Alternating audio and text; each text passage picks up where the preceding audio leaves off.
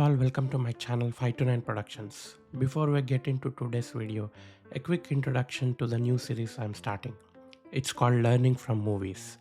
The idea is simple. Whenever we watch a movie, there's always something in it that sparks our curiosity. We Google it, we read about it, and one search leads to another. And suddenly, we have learned something completely new. That's been my experience with so many films. Through movies, I have picked up history, politics, geography, and discovered personalities I would never have heard of. So I thought, why not share those learnings one movie at a time? And today we begin with a big one, the fault lines within Pakistan. This is Dhurandar, what the movie didn't tell you.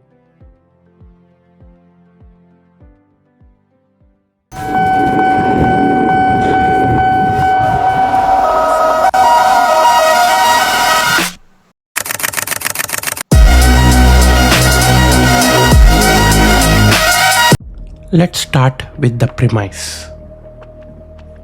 When we in India talk about Pakistan, we tend to think of it as one monolith, as if everyone there is of the same kind of Muslim, one single identity. But the truth is very different. Inside Pakistan, there are many people and many fault lines between them. There are the Baloch, the Punjabis, the Pashtuns, the Mujahirs, and cutting across all of them there are sects, Sunni, Shia and Ahmadiyya. And in Dhurandar, we actually get a glimpse of these different ethnicities, fighting each one on screen. What the movie shows as a gang war is in reality Pakistan's ethnic map at war with itself. So in this video, we'll explore these fault lines through the characters of the movie, who they really are, where they come from on the map, and a little bit of history behind each of these conflicts and geography.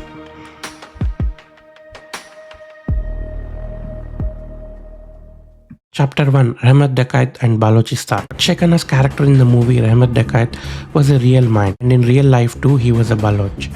And here's the thing, he was a Baloch settled in Karachi, not in Balochistan itself. His community came from generations of Baloch migrants who settled in Lyari, Karachi's oldest neighborhood. Rehmat Dakait was a local mafia don, a gangster of Lyari.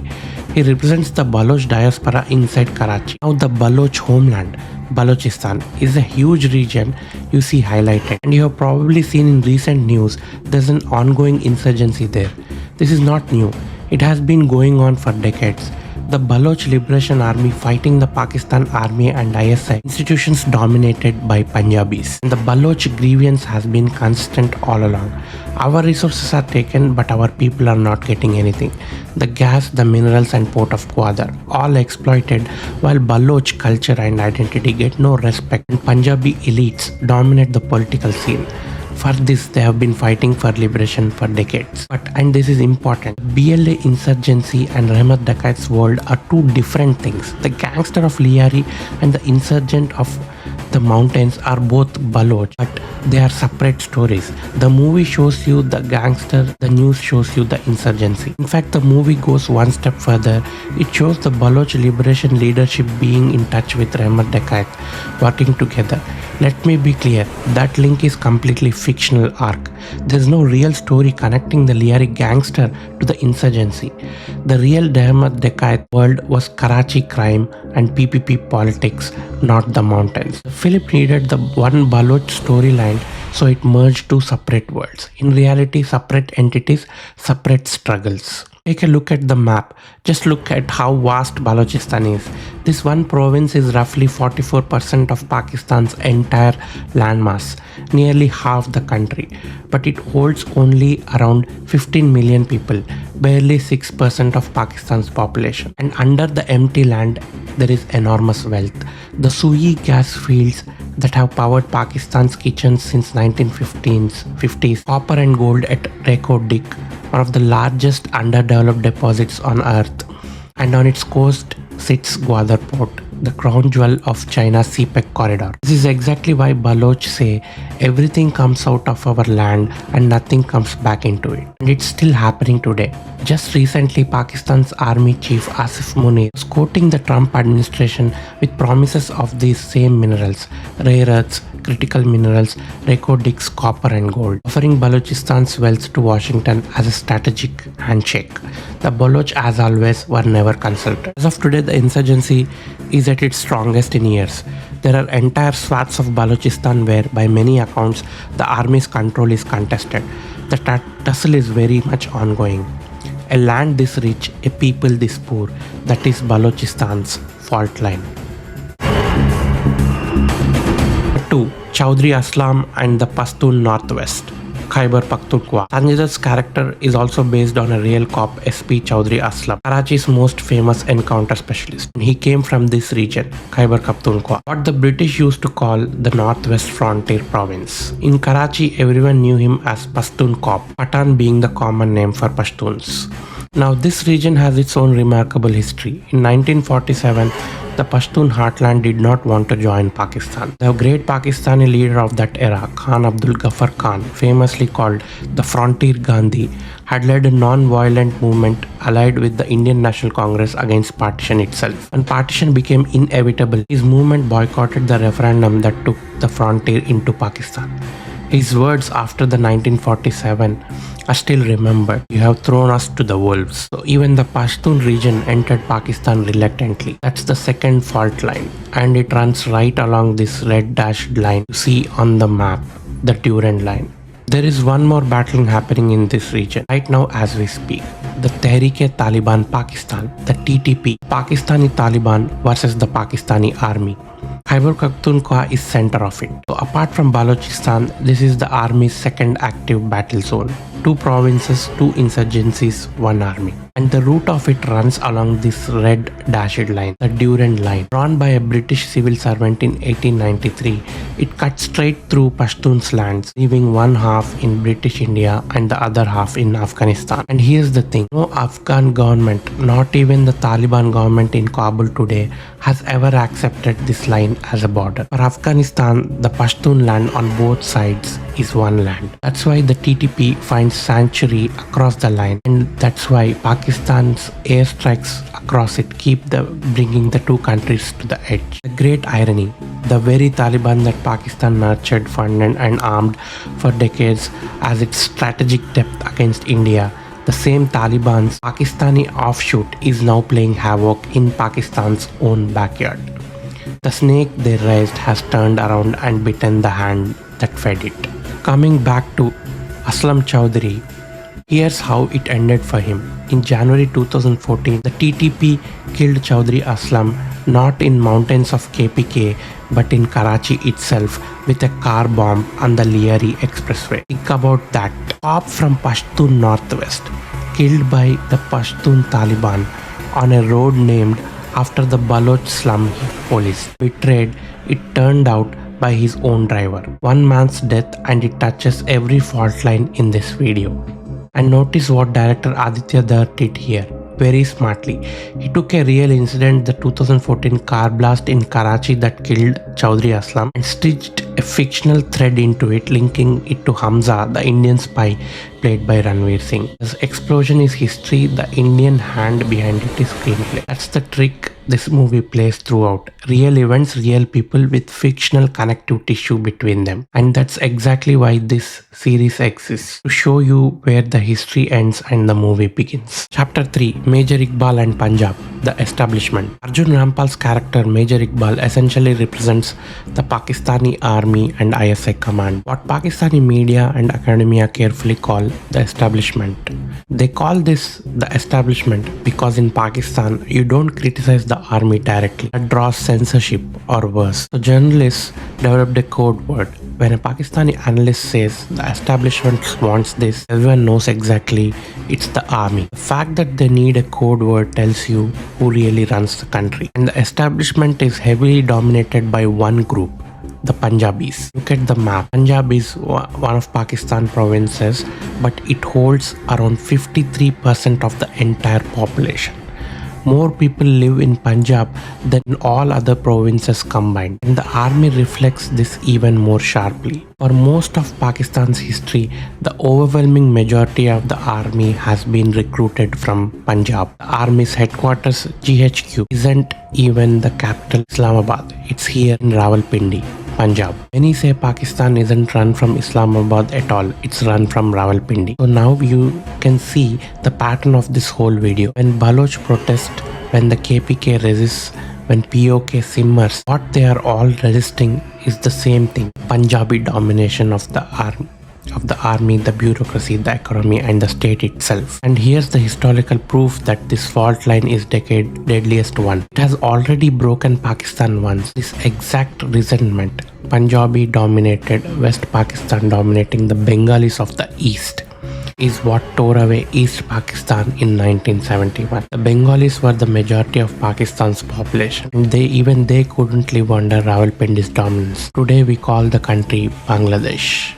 And here's something every Indian viewer should register. Pakistan's terror infrastructure aimed at India, that's not sitting in some remote tribal mountain, sitting in Punjab. Lashkar-e-Taiba's headquarters Muridke, just outside Lahore. Jaish-e-Mohammed's headquarters Bahawalpur, South Punjab, both in the establishment's home province, right under its nose. And you remember these names because these were the exact cities India struck in Operation Sindoor. And one more fact, and it's a striking one. Look at the men who have actually been sent across the border to India. The infiltrators, the attackers behind the major terror strikes, overwhelmingly are Punjabi Muslims. Ajmal Kasab, the 2611 gunman, is from Faridkot, a village in Pakistani Punjab, not the tribal belt, not Balochistan. In fact, you will struggle to find even one terrorist from the Balochistan region. So the province that dominates the army also supplies the terrorists. That's not a coincidence, it's a system. The establishment, the terror camps, and the recruits all come from the same soil.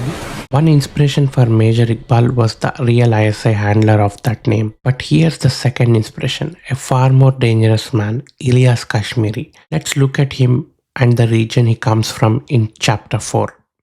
Therefore, Illiyas Kashmiri, the second inspiration behind Major Iqbal. Illiyas Kashmiri was one of the most dangerous men Pakistan ever produced, an ex-special forces linked terrorist who turned into a senior Al-Qaeda commander running the feared Brigade 313. He was finally killed by a US drone strike in 2011, and he came from this region highlighted on the map, from Bimbar in Pakistan-occupied Kashmir. Now, Pakistan calls this territory Azad Kashmir, Free Kashmir, but look at what's actually happening there. Because there is evidently no Azadi in Azad Kashmir. This is yet another identity within Pakistan and yet another region in the news right now for protests against the establishment. For 3 years running 2024, 25 and 26, POK has erupted in mass protests. People on the streets against Rawalpindi's control over their local resources. Electricity generated from their rivers sold back to them at rates they can't afford. Their subsidies, their land. The movement is led by Citizens Alliance,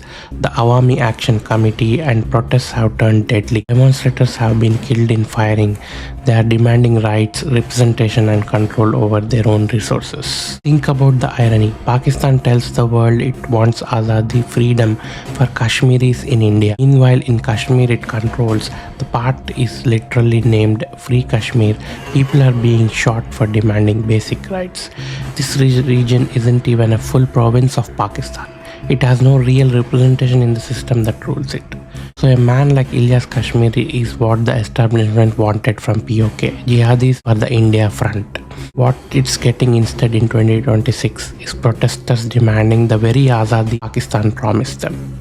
Chapter 5, Jameel, Jamali and the Mujahirs of Karachi is the epicenter of this film, the city where the Lyari gangs are based, and Karachi is Pakistan's biggest city. Over 20 million people, the country's financial capital and its first capital after independence. Think of it as Pakistan's Mumbai, a melting pot where every identity in this video has migrated in search of opportunity. That's why the film could put all these communities in one frame, the Baloch, the Pashtuns, and one more identity we haven't covered yet, the Mujahirs. Rakesh Bedi's character Jameel Jamali is drawn from real Karachi politicians, most notably Altaf Hussain, founder of the MQM, the party of the Mujahirs. So who are the Mujahirs? They are the Urdu-speaking Muslims who migrated from India at partition, from UP, from Bihar, from Delhi, Hyderabad and beyond. The very people who demanded Pakistan most passionately. The word Mujahir literally means migrant. It originally carried religious dignity, echoing the Prophet's own migration to Medina. But over the decades, it hardened into something else, a label that marked them as outsiders, the ones who came in from India 3 generations after they arrived. And here, the great irony of partition. Maybe the greatest irony in this whole video. The people who fought hardest for a separate Pakistan, the intellectuals of Pakistan movement, the ones who left everything in India for the promised land, they became a minority in the promised land, still tagged as migrants in the country they themselves created. The sons of the people who made Pakistan are to this day called the ones who came from outside. That resentment is what built the MQM, the Muhajir Qawmi movement, which ruled Karachi streets for decades, fought the Pashtuns, fought the Sindhis, fought the Baloch gangs of Lyari, and eventually fought the army itself. Its founder Altaf Hussain has been running the party from exile in London for 30 years, wanted in Pakistan, worshipped by his followers. One city, Baloch gangs in Lyari, Pashtun migrants running transport, Mujahirs running the politics, Sindhi landlords in the countryside around it, and the army watching all of them. That is Karachi, and that is why Dhurandar had to set here. And the film accurately shows one more thing about Karachi, something every Indian knows but may never have been placed on a map. 26/11 Mumbai attacks were launched from Karachi. Look at the geography. Karachi sits right here on the Arabic Sea coast. 10 elite terrorists set off from Karachi by boat, hijacked an Indian fishing traveler mid-sea and sailed straight down the coastline to Mumbai. From Pakistan's Mumbai to India's Mumbai by sea. And this, the movie isn't dramatizing anything. That part is exactly how it happened. Recruited in Punjab, launched from Karachi. The whole system in one sentence. Finally, that's the Pakistan that Dhurandhar shows you in glimpses. If where to look. 1 flag, 6 fault lines, a Baloch don in Lyari, a Pathan cop from APK, a Punjabi establishment in Rawalpindi, a jihadi from POK, a Mujahir politician in exile, and a community erased by its own constitution. The next time someone talks about Pakistan in one monolith, you will know better. If you learned something new today, if you like this video, please subscribe and also share it with your friends and family. Thank you, and please follow along learning from movies.